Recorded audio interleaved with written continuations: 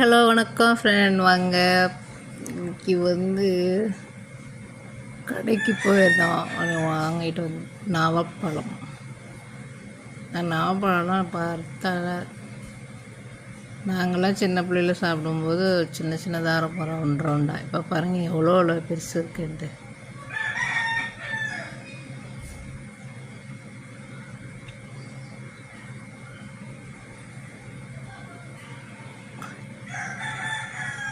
இது இட்லி பீன்ஸ்,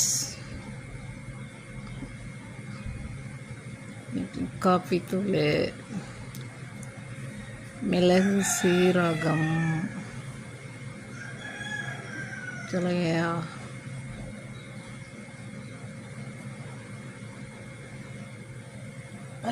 பட்டாணி, நல்லெண்ணெய், இதயம் நல்லெண்ணெய், சிந்தால் சோப். பாய் மக்களே, காயெல்லாம் வாங்கிட்டு